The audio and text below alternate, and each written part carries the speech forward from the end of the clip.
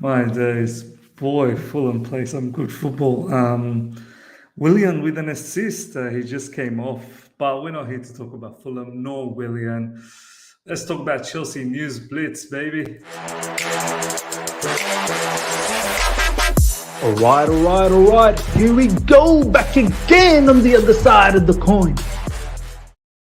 All right, welcome back to the other side of the coin, ladies and gentlemen. Let's get on with this Chelsea news blitz. Lots to talk about. First up, I have to say, I mean, there's no getting rid of this Declan Rice rumor to Chelsea, regardless of the manager. You know, Frank Lampard gone, Thomas Tuchel gone, the entire board. It's a new ownership. But you best believe Declan Rice rumors live long forever. Soon you're going to start seeing journalists writing, Potter loves Declan Rice. Potter has been a long-term admirer of Declan Rice. It's mad. Have a look at this, ladies and gentlemen. Dean Jones, Thomas Tuchel's departure won't really affect Chelsea's vision of signing Declan Rice. There are still people that remain within the club that are set on going for Declan Rice when the time arrives.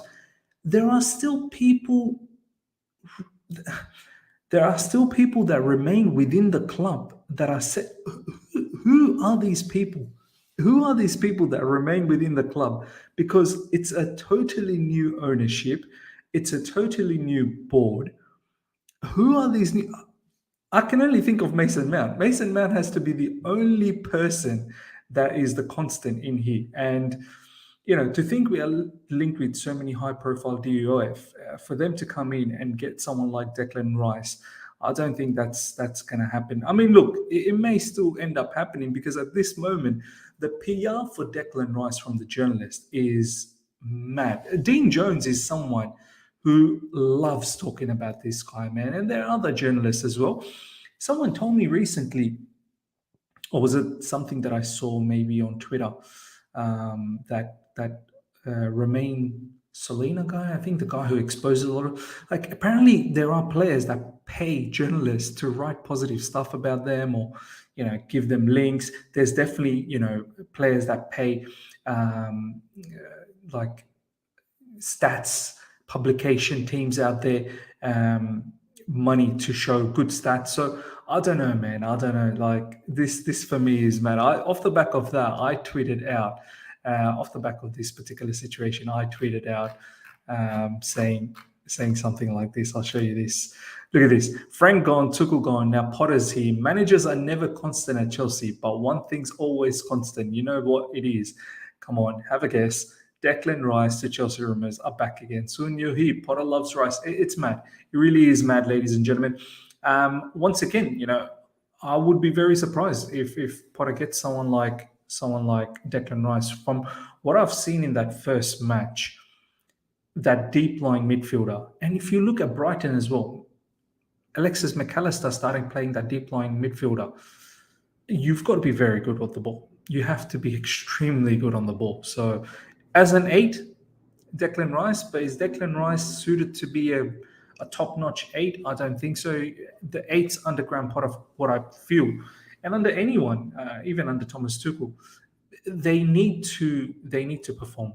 They need to perform goals, assists, technical ability, and the lot. So yeah, ladies and gentlemen, let me know what you think about this madness about Declan Rice. We can't stop it. We simply cannot stop it, it seems like. Next up, ladies and gentlemen, Todd Boehly will try something big in the future with strikers. Chelsea had a verbal proposal of total 75 million turned down for Rafael Leao. I feel like this is one Todd Boehly will go for sure. You know, the links with Jorge Mendes, links with Portugal as well. This is something I feel like Todd Boehly is definitely going to give it a shot. Once again, director of football coming in, are they going to have a different say? You know, we're linked with Luis Campos. We'll talk about Luis Campos. Luis Campos is the one who's unearthed Rafael Leao in Lille. So, you know, from that perspective, might not be too far-fetched. Christoph Frin, I don't know. Are we going to outlay that much money again? I'm not sure. But Todd Boehly seems like he wants to dish out more cash. And do you know what? From Graham Potter's perspective, he requires some of his players. Now, I don't know whether he'll opt for someone like Rafael Leao. He did bring his recruitment team as well, and they'll probably try and crunch the data out there and find what is suitable. But look, Rafael Leao, as a creative winger, he is top notch. Di Marzio and Rafael Leao to Chelsea in market where all clubs have to reckon with costs and budgets to keep in order. AC Milan have sent back a 70 to 80 million offer presented by Chelsea, who are ready to return to the charge in the coming months. So let's see what happens. There are talks that AC Milan are looking to give Rafael Leao, along with many other AC Milan players, new contracts. If we want to try and get this, I don't know whether this happens in January. That's a big loss for AC Milan, but they're still apparently interested in Hakim Ziyech. And right now, I feel like it's probably better we let go of Hakim Ziyech and let him carry on with his career and his future. And if he's interested to go to AC Milan, and if AC Milan's interested to get him, let's make this happen. Get Hakim Ziyech down there and get Rafael Leao down to us. AC Milan director Paolo Maldini tells Sky, we're now in talks to extend the contracts of Ismail Bennacer, Pierre Kalulu, and Rafael Leao. We want them to stay. It's also up to the players. We turned down Chelsea verbal bid for Leao. Maldini has confirmed. There you go. So there was proper charge for Rafael Leao from Chelsea. So watch this space. I feel like we will be going for Rafael Leao again, and I like him. And I know there's some comments that I've seen recently on my video saying that some of you guys are not keen on Rafael Leao, but he's a supreme talent, man. He's a supreme talent. That's all I'm going to say. Next up, ladies and gentlemen, the Bayer Leverkusen coach Sione has said tactics are always dependent on the opponent and the game. Callum Hudson-Odoi helps us with his technique and agility, also that he can change his position during the game. That is very valuable for us as a team. I mean, look, these are fantastic words from the Bayer Leverkusen manager, coming out publicly and praising Callum Hudson-Odoi. I know some of you guys have said he's not really played that well, just bits and pieces here and there. From the clips I've seen against Atletico Madrid, he seemed like he was, especially the second half, it was involved in the build-up to the two goals. So, look, I hope Callum carries on. I really liked how he's praised the technique and agility, and also he can change his position during the game. I've seen him play on the left for Bayer Leverkusen, but also then a little bit more centrally as a central attacking midfielder, especially in that second half against Atletico Madrid. Look, I wish him the best, and I hope he is able to develop to the player that we believe that he can be, and hope he absolutely kills it. Leverkusen's are they're in a bit of trouble at the moment in Bundesliga. I think they're in the relegation zone after 6 games. So hopefully, Callum Hudson-Odoi can help them out of that messy situation. Let me know how you feel about Callum Hudson-Odoi's impact so far in Bayer Leverkusen, ladies and gentlemen. Now we're going to talk about some director of football conversations. Luis Campos on his future of a 3-year deal here at PSG as I wanted, and I've joined this club because I'm convinced we can do something extraordinary, of the right energy to fight for Paris Saint-Germain and do something great, he tells this particular person. So it looks like Luis Campos, he's quite set on staying at PSG. He's got a 3-year contract there as an advisory position, but does money talk? Can money lure him to Chelsea Football Club?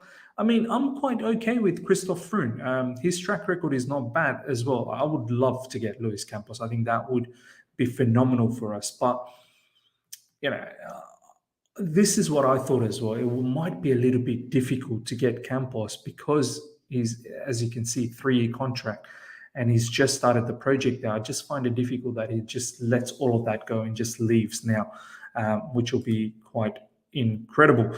We're now linked with this particular brother, ladies and gentlemen, Tim Steidten. I believe he was Werder Bremen manager once upon a time. Now I think he's, I think he is director of football for Bayer Leverkusen, or technical sporting director. I don't know, something or other. Team Steidten of Bayer Leverkusen has also come under consideration for the sporting director role. Chelsea wants someone who is strong in scouting and data, happy to work with people, and has been an overachiever. This is coming from Simon Johnson. So, there is some form of legitimacy, I suppose, from the Athletic. So I didn't, I wasn't sure about what are some of the players that he's been able to bring in Leverkusen. Obviously, Diaby is one that's been talked about a lot. So this is what I found on Twitter. This was quite a while back, but under 21 signed by Bayer Leverkusen since 2019. I think these are some of the players that he was able to bring in. Florian Ritz is definitely someone who's well touted for. Moussa Diaby, everyone talks about. Tapsoba is someone that we've been linked with recently last summer. So there's some decent players there. The bottom line, look, I don't know too much about this particular brother, Team Steidten, but the bottom line here seems to be someone who's wants strong in scouting and data, happy to work with people. So strong in data is what you need. Ladies and gentlemen, you let me know what you know about Team Steidten. Would you prefer him? I think Christoph Froome seems to be someone who is the front runner at the moment, and I've got no issues with that. Hope you guys have enjoyed this, ladies and gentlemen. Comment on every single bit of topics that we've talked about. Declan Rice situation, and of course the DOF. Let me know. I'm just checking out the score. Wow, Fulham 3, Nottingham Forest 2, and it's slowly coming to an end. Fulham, they play some fantastic football, don't they? 81 minutes gone. Yeah, I should have covered this match. I wanted to cover this match, but I didn't know how everyone would take it. But it would have been a wonderful match to cover. Anyway, until next time, see ya.